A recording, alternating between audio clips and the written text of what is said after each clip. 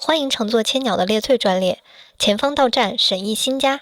虽然搬了新家，但不久前因未能跟随自己直觉阻止犯罪，导致一个女孩遇害。之后，那个小红裙的形象便经常在睡梦中拜访沈毅，这几乎要成为他的梦魇。哪怕成对以身试颜料，也没能治好沈毅的症状。这是我自制的颜料，能喝吗？你验了？啊，需要去医院吗？要不我问何荣月。青青这边建议您直接火化呢。之后的一个画展中，沈毅遇到了一位十分神秘、极具三星堆气质的陌生男人。因他一句束缚住了自己的感知力。你认识他？不认识。我能读懂的，他是个天才。如果他没做警察，也可能是个犯罪天才。沈毅拥抱了自己的感受，在疯狂的边缘挥毫泼墨。他几乎化身屠夫，清醒后被自己的话吓到，但他也因此画出了袁招娣心中的噩梦和他扭曲人格的成因。我去见过袁招娣了，小时候他姥姥身体不好，都是大姨在带的，而这个大姨是他的噩梦，最终也成为了他人格的一部分。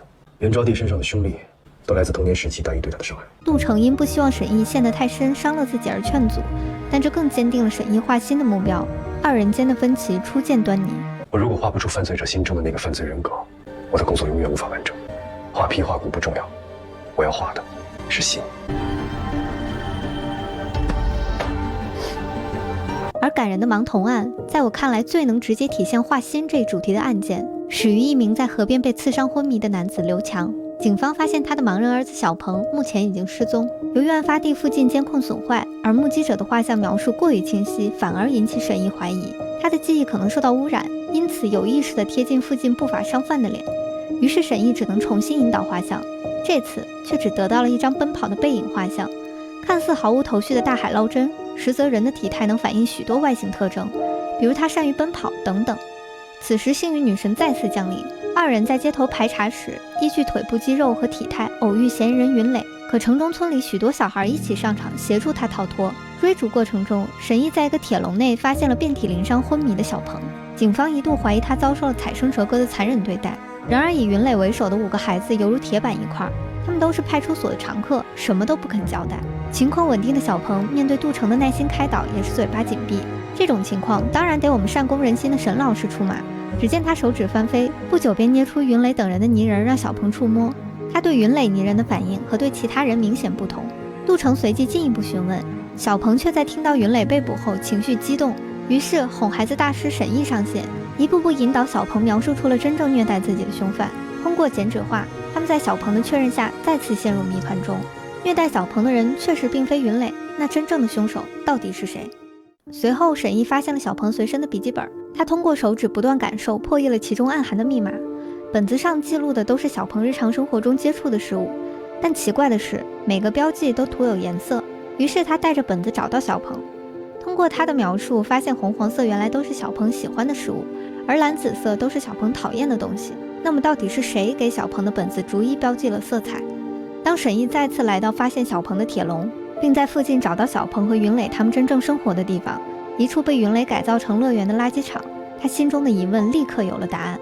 而另一边，警方意欲跟踪被放归的几人，找到他们的幕后指使者，不曾想他们造假了一场斗殴，让云磊趁乱逃脱。而云磊的目的地直指刘强所在的 ICU 病房。警方赶到时，他已进入隔离区挟持护士，准备刺杀刘强。此时带着颜料去看望小鹏的沈毅，通过盲文标记指导他为刘强的画像上色。盲人的双眼不曾视物，因此他们能画出的只有自己的内心。小鹏几乎是把蓝色、紫色、绿色砸在画板上，他虽眼盲，但此刻却亲手画着自己最伤痛的心。最终小鹏因情绪崩溃嚎啕大哭。原来其父刘强对他的虐待远超我们想象。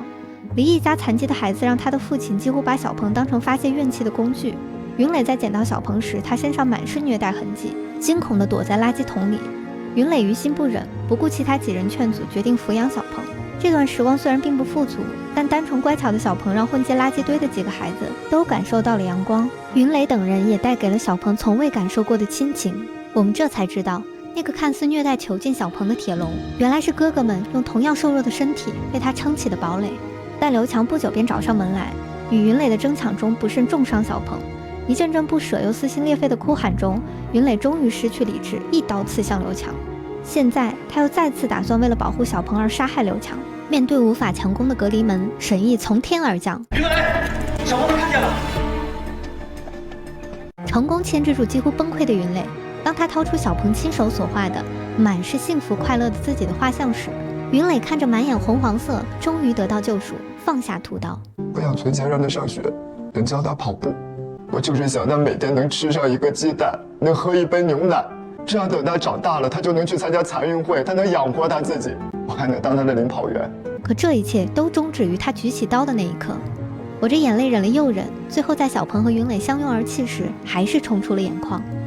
云磊等人的一生尽管让人叹息，但他们托举起的小鹏，却在无尽黑暗中长出了一颗活在阳光之下的心。刘强和云磊最终都将面临法律的制裁，但云磊却有了牵挂和等他出来的小鹏。故事最后还有个很打动我的点，小鹏被杜成和沈毅送去福利院时，他想摸摸他们的脸，记住他们。杜成一如初见，只递出了警徽。这是什么？这个叫警徽，有这个标志的都是会保护你的人。这是警徽。记住了吗？记住了。他让小鹏知道，这世上还有许多人可以保护他，让他不用活在恐惧之中。啊，人民警察的魅力和无尽的安全感。盲童案至此告一段落。下期千鸟的猎罪图鉴专列即将停靠无尽深谷，看那云蒸霞蔚后的善恶天平。欲知后事如何，我们下期很快再见。